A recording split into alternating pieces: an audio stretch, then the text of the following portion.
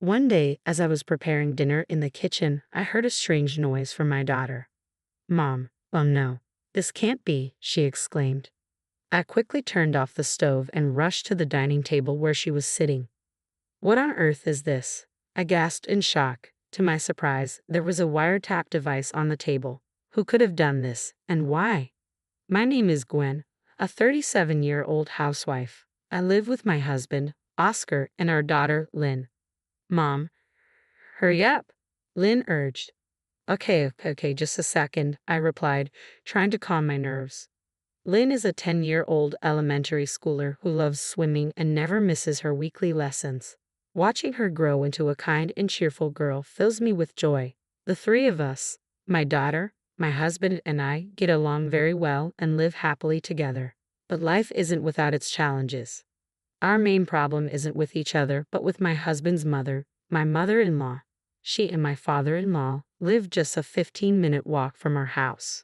My mother-in-law dotes on her son and has always been uncomfortable with the idea of him not living by her side. At one point, she insisted that we move in with her. She was relentless, but I was determined to maintain our family's independence.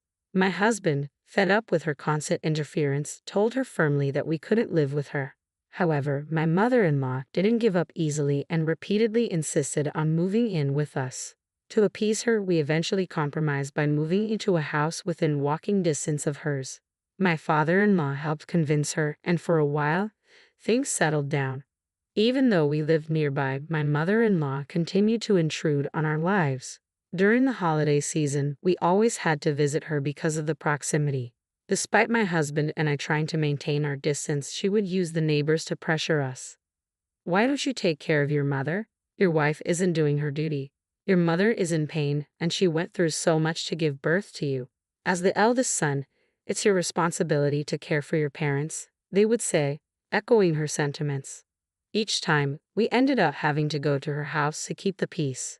I wish she would be as kind to me as she was to her son, but she saw me as an enemy. Every time I saw her, she would pick on me. When you're feeding Oscar such terrible food, I can't believe it. I feel sorry for him. I wish I could cook for him every day, she would sneer. Mom, how can you say such things? Stop it. My husband would always defend me, but her persistence never waned. How can it be that you've been married for 2 years and still haven't had a baby, Gwen? I think you might be infertile, she once said, shocking me with her cruelty. Even my husband was furious. Mom, enough. We're not in a rush. Besides, having a child is a blessing, not something you can force. Don't assume Gwen is infertile based on your feelings. It could just as easily be me, he retorted, with my father-in-law backing him up. Oscar's right. You can't predict when you'll be blessed with a child. Don't look down on Gwen just because you had a baby early, my father-in-law added. My mother-in-law finally calmed down after their intervention, but the peace was short-lived. Soon enough, she resumed her bullying. When our daughter was finally born, my father-in-law was overjoyed to welcome his first granddaughter. I hoped that having a grandchild would soften my mother-in-law's attitude, but her reaction was far from what I expected. What? It's not a boy? Are you kidding me? It's your duty to give birth to a boy since you married the eldest son, she complained, completely disregarding the joy of the occasion. After all the pressure she had put on us to have a child, she now had the audacity to complain because our baby wasn't a boy. My husband and father-in-law were equally appalled by her behavior. It became clear that she simply disliked everything about me. As our daughter grew, my mother-in-law showed little affection for her, and Lynn, even as a child, sensed that her grandmother didn't like her. As a result, she became attached only to her grandfather. Seeing this, my mother-in-law's anger grew, and she began to treat both my daughter and me even worse. Despite Lynn being her son's child, my mother-in-law criticized her character, saying, even though she's Oscar's daughter, she's not of good character. The situation was heartbreaking, and I wondered how much longer we could endure her relentless negativity. I wondered if she was insinuating that Lynn only inherited my worst traits, or worse, that Lynn wasn't even Oscar's child. That was the final straw. Please don't make such accusations, I snapped at my mother-in-law. Lynn is Oscar's and mine. What kind of nerve do you have to say something like that? Oh, you're getting upset like that because you're hiding something, aren't you? She sneered, as if enjoying my anger. Stop it, I shouted. You've gone too far. We're leaving. My father-in-law was out shopping and Oscar was in the other room on a work call. I quickly got Lynn ready, put on her shoes, and headed to the door. When Oscar noticed us leaving, he came over, surprised. "What's going on? What's the matter?" "I'm sick and tired of your mother's horrible attitude," I replied, my voice shaking with frustration. "Did Mom say something again?" She started questioning if Lynn is really yours. "What?" She said, "What?" His face turned red with anger, and he called out to his mother. "Mom, are you serious? How can you say such a thing?" But she didn't even flinch. "I just said what I thought. Oscar and Lynn don't look alike." "Are you kidding me? We're leaving and we're never coming back." Oscar grabbed his things, put on his shoes, and we left the house, heading home in silence. "That was ugly," he finally said as we got inside. "How insane is she? Does she have any morals at all?" I sighed. "Lynn's just entering a sensitive age. It's terrible that your mother would say such disgusting things, planting negative thoughts in her head." A little later, my father-in-law called Oscar, asking why we left. When Oscar explained what happened, his father was appalled and promised to give my mother-in-law a stern talking to. But despite their anger, my mother-in-law never stopped bullying me. I was sure she'd continue to find ways to annoy both me and Lynn. One evening, Oscar turned to me and said, "Let's stop going to my parents' house." "What? But what about the neighbors? They'll start saying things again, telling us to be good to your mother." "Then ignore them. The neighbors are just strangers. We don't need to care about their opinions." He was right, and I felt reassured. My mother-in-law might be good at manipulating the neighbors, but as Oscar said, we just needed to ignore them. We used to feel guilty every time one of the neighbors criticized us, but now I didn't care what the outside world thought. We were united as a family, and that was all that mattered. After that, we stopped visiting my in-laws. My mother-in-law tried contacting Oscar, asking why we hadn't come over, but we stood firm. We were done letting her control our lives. I couldn't fathom how she even managed to contact him like that in the first place. Did she not realize she was the cause of all this? Or did she simply want to see her son, knowing full well she was doing the worst possible thing? Regardless, we were resolute. We would never go to my in-laws' house again, and we certainly wouldn't allow my mother-in-law to come to ours. As we started living like this, the neighbors began to meddle, offering their unsolicited opinions. But I didn't pay them any attention anymore.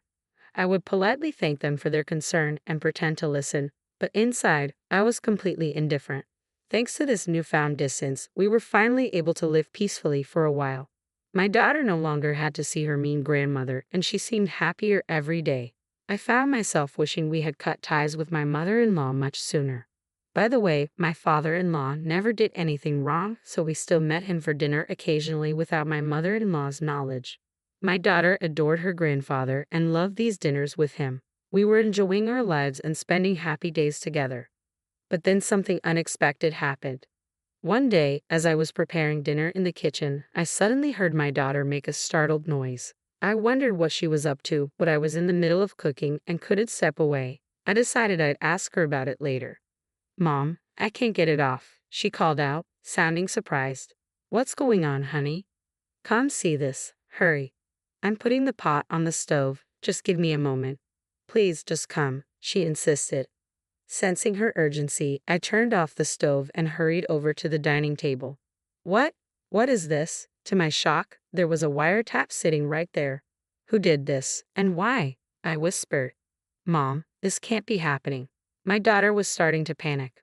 Quickly, I covered her mouth and typed a message on my phone. "Don't say anything. We don't know who might be listening." She nodded silently, understating the gravity of the situation. There might be other wiretaps in the house, and we had to be careful. I stepped outside and called the police. When they arrived and conducted a thorough search of the house, I learned something truly shocking. They found one wiretap under the dining room table, another in our bedroom, and yet another in my daughter's room. We were horrified. We had no idea how long this had been going on, but someone had been eavesdropping on our private conversations at home. The police explained that the placement of the devices suggested it wasn't the work of an amateur. They warned us that now that the bugs had been discovered and removed, the person responsible might come back to check on them. The police advised us to be very careful and assured us they would increase patrols in the neighborhood. My husband had just left on a business trip that day and wouldn't be back for a while. Given the circumstances, it wasn't safe for my daughter and me to stay in the house alone. We decided to stay at my parents' house until my husband returned. I didn't want to alarm my husband while he was on his business trip, as it might distract him and cause unnecessary worry. I decided it was best to wait until he got home to tell him what had happened. My parents were deeply concerned when they heard that our house had been bugged. They were furious that someone would do something so vile and insisted that whoever was responsible needed to be caught as soon as possible. My daughter was also very upset and scared. "Mommy, I forgot my stuffed bunny," she said, her voice trembling. "Oh, you did," I replied gently, noticing how close she was to tears. She always slept with that big stuffed rabbit as her pillow, and in her current frightened state, there was no way she'd be able to sleep without it. Seeing her distress, my father immediately suggested we should go and get it for her. "I'll go with you," I agreed. "Thanks, Dad," I said, grateful for his support. Together, my father and I returned to the house. We were both on edge, aware that someone could be lurking around. Moving cautiously, we entered the house and retrieved the stuffed animal from my daughter's room. Just as we were about to leave, we suddenly heard the front door unlock. My father and I froze, covering our mouths to stifle any sound. Footsteps echoed down the hallway, and my heart raced so fast I thought it might burst. My father stood protectively at the entrance to my daughter's room, his eyes fixed on the hallway. The footsteps passed by us and headed into the living room. It became clear that the intruder was likely there to retrieve the bug from the dining room table. My father and I exchanged a look. We needed to get out while we still could. Quietly, he opened the door and peeked into the dining room. "What? Oh my God," my father whispered in shock, his eyes widening in disbelief. I whispered angrily to my father, "Dad, don't make a sound." He turned to me with a puzzled expression and asked, "Is that Oscar?" "What?" I whispered back, shocked by his words. Unable to contain my curiosity, I slowly opened the door and peeked into the living room. To my astonishment, there was my husband checking under the dining table. I couldn't comprehend what was happening. Why was my husband at home when he was supposed to be on a business trip? And why was he examining the spot where the bug had been found? "What are you doing?" I asked, stepping into the room. He froze, startled, and then turned to me with wide eyes. "What are you doing here?" he stammered. "That's my question," I shot back, my voice trembling with confusion and anger. "I thought you were on a business trip. What's going on here, Oscar?" He started to stammer. "Oh no, it's just that." Before he could finish, the front door opened, and we heard a high-pitched, familiar voice. "Oscar, did you recover the listening device?" It was my mother-in-law. "Mom," Oscar began, but then he noticed her shocked expression as she finally realized we were standing there. "Why? What's going on?" I demanded, slowly piecing the situation together. "Oscar, you did this with your mother? You bugged our house?" Seeing no way out, my husband's shoulders slumped as he began to explain. Because you're having an affair, aren't you?" "What?" I was utterly baffled. "What are you talking about?"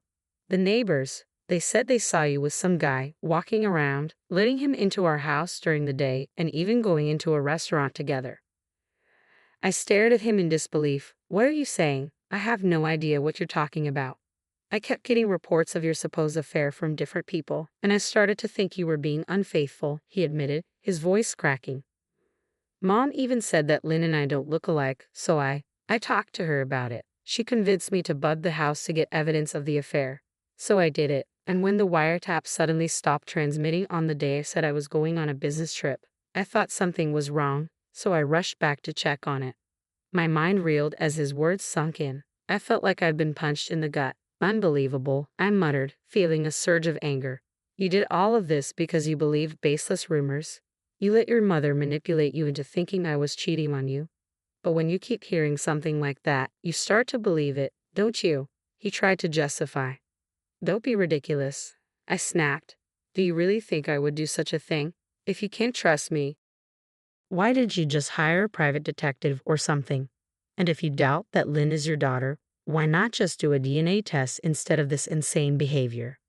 Oscar's face crumpled as he realized the gravity of his mistake. "I'm sorry. I was wrong. I did terrible things to you. Please forgive me." But it was too late. I shook my head, tears of frustration welling up in my eyes. "It's too late to apologize. I can't do this anymore. Let's get a divorce. No, please, he begged, desperation in his voice. I was wrong. We're a family, right?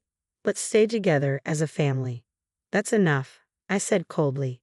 I'm so disappointed in you. I can't stay married to someone who so easily believes rumors. Just then, my mother-in-law interjected with a spiteful tone. Oscar, aren't you glad you're getting rid of this woman? I'm sure she's having an affair, even if she's hiding it. You should get rid of this woman and her daughter once and for all and find someone new, my mother-in-law spat out, even in the middle of such a tense situation. Before I could respond, my father stepped in, shielding me. Why would the neighbors lie like that? Did someone make them say it? What do you think? He stared intently at my mother-in-law.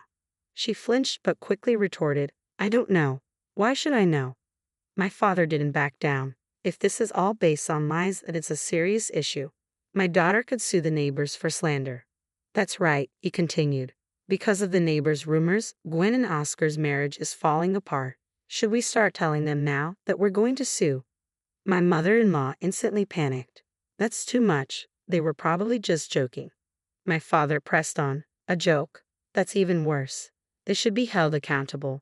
Why not? You can't do that, she protested, her voice shaky. Why not? My daughter is being falsely accused of infidelity. People who spread lies like that should be punished, my father declared. He then turned to me. Gwen, let's go. I nodded, slipping on my shoes and heading for the door. But just as we were about to leave, my mother-in-law broke down, tears streaming down her face. It's me. I told her neighbors to give Oscar false information. I stopped in my tracks, shocked. I took off my shoes and turned back to face her. Is that true? She nodded, still on her knees. Yes, I thought that if Oscar divorced you for having an affair, he'd come back to live with me. Oscar's eyes widened in disbelief, and then his face twisted in anger. Mom, you've got to be kidding me. What were you thinking? Don't you feel ashamed? He turned to me. When I had nothing to do with this. It's all her. But I met his gaze coldly. No, Oscar, you're the one who bugged our house. I don't trust you anymore. Lynn and I are done with you. I'm divorcing you. With that, I left the house with my father, leaving both my husband and mother-in-law slumped on the floor, their faces pale with shock. Later, I went straight to my lawyer to begin divorce proceedings. I also confronted the neighbors, offering them a deal. In exchange for not suing them, they had to tell me every detail of what my mother-in-law had asked them to do. They confessed everything, confirming that she had orchestrated the entire scheme. As a result, the court accepted my claim, and I was awarded alimony and child support. My mother-in-law's actions even led to her own downfall. Her husband divorced her and kicked her out of the house. She tried to cling to Oscar, but he wanted nothing to do with her after realizing she had caused our divorce. Now, she's living alone in a small apartment, working part-time to make ends meet. As for me, I got a new job and started working full-time. My parents helped me take care of Lynn, who has moved on from her father and is putting all her energy into swimming, something she's loved for a long time. I'm determined to work hard and build a good life for her, focusing on what matters most. Her